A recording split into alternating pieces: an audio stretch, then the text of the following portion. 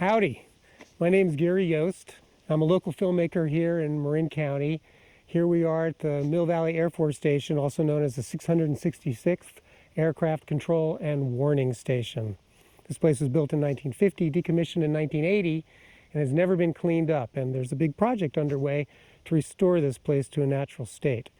I've made a half a dozen films about this place. The Invisible Peak, Mountains Made of Chalk Fall into the Sea, Song of the Last Place, Commander Byrne and His Daughters, the Tanthem, The Way It's Supposed to Be, all to raise awareness of what's going on here. And I lead regular hikes up here for the Golden Gate National Parks Conservancy, where we tour the area, and Matt Circle, a ranger for the Water District, and I tell everybody all the history of what's happened here and our hopes for what will happen in the future. In case you can't go for one of those hikes, you can come along with me today in this 360 tour of the West Peak of Mount Tamalpais, and I'll show you all around, and you'll get a sense of what's been going on up here and what might happen in the future. Come on, follow me. Here we are in front of the foundation of the old administration building. The foundation of the Bachelor Airmen's Quarters is up there. This right here actually used to be the base of the flagpole, and you can see the radome up here to your right. So the 666th was designated as a master direction center, which had control over two other radar facilities, one down in Los Gatos on top of Mount Umunum. That was the Almaden Air Force Station, and that's since been completely restored by the people under the auspices of the Mid-Peninsula Open Space District. And the other one was Point Arena, just about 100 miles up the coast. So together they had responsibility for looking at the horizon about 200 miles out. There was also a lot of control over additional facilities like two Navy picket ships, which had radar that reached over the horizon. There were AWACS, early warning and control planes that would fly around. And of course, there were two fighter squadrons. There was a squadron based out of Hamilton Field in Novato, and then another one based out of Travis Air Force Base. So there was a tremendous amount of control here. These are the ruins of the Bachelor Airmen's Quarters. This was one of the largest of the barracks here on the base. It was a big U-shaped building, 2 stories, redwood siding, held about 30 soldiers. And the PX, the base store, was right over there. And I've got a funny little story about that. So the store sold flash cubes for little Instamatic cameras. This is before strobes. And the flash cubes, unfortunately, were always used when someone went to buy them. So there were a lot of complaints about that. And one day they met the truck coming up from town with the delivery of supplies. And it turned out that as soon as the truck got near the radome, the flash cubes all went pop, pop, pop, pop, pop, pop. Yep, the electromagnetic radiation from that radome was so strong that it blew the cubes from hundreds of yards away. And at that point, they started to get a little bit concerned about the kids of the officers who were growing up right down there. Yep, this is the most beautiful place in the entire Bay Area. A 360-degree view of the entire San Francisco Bay, looking all the way north to Tamalpais Bay up there near Sonoma County. And then there's Chimney Rock over at the southern tip of Point Reyes National Seashore. You can see all the way down to the Santa Cruz Mountains down there. It's like mind-bogglingly beautiful, yet hardly anyone ever comes here because they're intimidated by all the fences that surround this station. And look at all this junk. This is not what the most beautiful spot in the San Francisco Bay Area should look like. One interesting anecdote I can tell you is that every day, 2 or 3 times a day, fighter squadrons would launch from Hamilton Air Force Base in Novato. They'd fly over the mountain and go out and do their exercises in the ocean, over the ocean. And when they did that, the PA system would blurt out, "Bubble check," and everyone came out, and the bubble check was the fighters flying just over the top of the radome, the bubble, and everyone would wave hi to the pilots, and they would go on their way. So that was one of the regular occurrences up here every day. So I want you to note these square footings on the ground. They're all over the place. They have a little round hole in them. They're about 18 inches by 18 inches square concrete footings. We're going to talk about those later. This is the foundation of the multi-purpose utility building. It's just one of over 40 buildings and foundations that are still left here. The NCO club is right over there. It used to be called Top of the Rock for really good reasons. So in 1995, Barbara Boxer did get about $1.5 million to clean this place up, but it was really only enough to get rid of the asbestos, the wooden structures, and that was it. They left all of this concrete, asphalt, utility poles, wires, galvanized fences. Just the galvanized fences alone. At that time, they were made with lots of hexavalent chromium. That was the galvanizing process, and that is one chemical that absolutely does not belong here at the top of our watershed. This is the old mess hall foundation, and as Jenna Panzarella says in Mountains Made of Chalk Fall into the Sea, it's still a mess. In fact, Jenna painted the mural of Mount Tamalpais in chalk right over there. It was a painting of the mountain as it was when it was whole, before it was decapitated in 1950 for the Air Force Station. And it was made the day before a rainstorm, so the rain would wash the intention for the restoration back into the mountain. It's a beautiful film. If you haven't seen it, check it out. This space is also really interesting because you can see the inside of the mountain, what was cut away to form the Air Force Station. This is all serpentine, the state rock of California, naturally occurring asbestos, made under the ocean. It requires tremendous force and minerals that come from the Earth's crust. Now this is the old boiler room. It's full of asbestos. It's a toxic mess inside of there. What was the boiler room for? Well, this entire station was steam heated. And remember I told you earlier about those square footings? Well, the two huge boilers in here, they emitted their steam through these large ducts that were carried on stanchions throughout the entire station. The place looked like a spider web full of this ductwork. And interestingly, these ducts acted as reeds when the wind blew, which was often. In a big storm, these reeds would generate the loudest low-frequency humming you can imagine. And I just love that weird science fiction thought of these guys looking with their radar for incoming nuclear bombers, big storms with giant thrumming sounds. It's totally nuts. You'll never guess what's behind me, but it's actually the Mill Valley Lanes bowling alley. This is the only bowling alley that's ever really been in Mill Valley, and it was built in 1960 as one of the recreational things that people could do up here. Before it was a bowling alley, it was just this one piece of concrete blockhouse that was used as the radio room. And the radio was all the way here on the western edge of the station because it was the farthest point from the radome itself, and you'd get the least amount of interference from the radar energy emitted from the radome.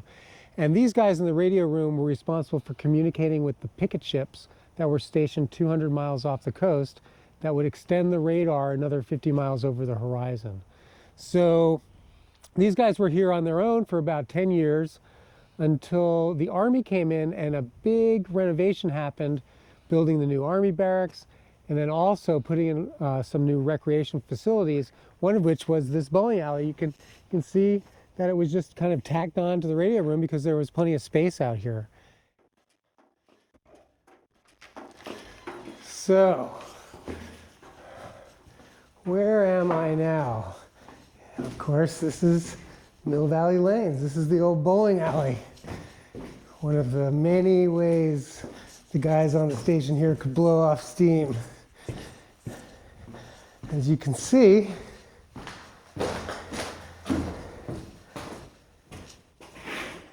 this is the ball return. And look at these chrome and plastic seats here. The guys would be drinking beers and throwing strikes and spares. The old projector is right around the corner, sitting in the radio room right now. This is the area where the officers and their families lived. There are foundations left from 9 houses. There were about 15, 16 kids at any one time up here, and they took the bus to Mill Valley and back to school every day. And I did a documentary about this because the Byrne sisters found a bunch of old 16mm movie footage that their dad took, and you can see them in their Holy Communion dresses playing right over there in one of those pump merry-go-rounds. in the shadow of the radome, which is just surreal. Here are men watching for nuclear bombers coming in, and the kids are just kind of blithely playing and completely ignorant of what was going on here. So must have been a crazy place to grow up, but a beautiful place to be a kid and grow up here. I mean, right next to their house is this incredible hill with this beautiful oak tree. You can make forts in there, and then anywhere you go around the station is the most awesomely beautiful spot you can imagine. Right here you can see I'm surrounded by these jonquils that one of the officers or their wives planted many, many decades ago, and I come up here every spring during this season and just sit and meditate on someone trying to make this place more beautiful and more personal because they lived here. And here we are at the swimming pool. This place was amazing. This is a sauna over here and a snack bar over here, swimming pool here. There was even a kiddie pool over there. You can see the lifeguard chair right behind me there. This was built by Commander Byrne and the soldiers that were stationed here between 1957 and 1960. And there was absolutely no budget for it here, but the commander really wanted to build a pool because the weather up here is actually incredibly good for swimming, believe it or not, while Mill Valley and Southern Marin is freezing in the summertime under a big blanket of fog. This place is about 500 feet above the fog and is sweltering. It is like the most perfect place to swim in Marin County. And so the commander told the soldiers that if they helped build it, they could swim here. And that was NCO and CO. I mean, this place was very egalitarian, again, evidenced by how everyone pitched in and then everyone was able to use the facilities together. So with a $5,000 budget, Commander Byrne borrowed a dozer from the Hamilton Air Force Base, and because he was a farm boy in addition to a fighter pilot, he knew how to use the thing, and he drove the dozer and managed all of the excavation. In fact, he even had to use the dozer to pull an excavator out that they also borrowed from Hamilton when the excavator fell over the hill over there. But the commander pulled it together, and I don't think any of his superiors heard about that episode. The daughters, the kids, they loved swimming here in the summertime, and they would invite friends from Mill Valley up here, and it was a really coveted invite if you were a kid in Mill Valley to go up to West Peak and spend the afternoon one hot August day while it was freezing at home swimming in the pool.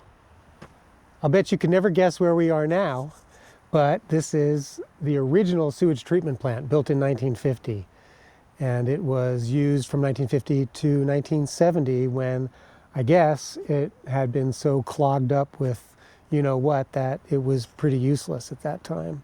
They had to build a new one. So what you've got here is a big complex of machines, stirring ponds, scattered throughout this part of the forest. You're only looking at one, but there's a whole bunch of them all over here. And there's just junk like this everywhere around here, and all this stuff needs to get taken out. And it's kind of ridiculous. After the sewage here was filtered, they would pump it directly through this part of the hill to the south side of the Air Force Station, and they would just like dump it out over Ridgecrest on the Mill Valley side, because that was not where the water district was. The water district and all the lakes were down here. They felt they could just dump the treated sewage out, something that would never happen today, but back then they could do it with impunity. Of course, they were the military. So this is the old sewage treatment plant, and now I'm going to take you to the new sewage treatment plant that was built in 1970. Here we go. And now we are here at the new sewage treatment facility, which was built in 1970 to replace the original one, used for the Air Force Station from 1970 to 1980, and then used for at least a decade afterwards by the FAA, who had people stationed up at the operations center. Now that center is completely automated, and they have a porta potty in there for people who need to use it.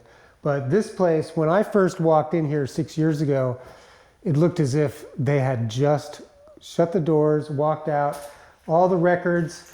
You can see here, this is the tertiary sewage treatment plant, February 6, 1980. This was the last log that they wrote.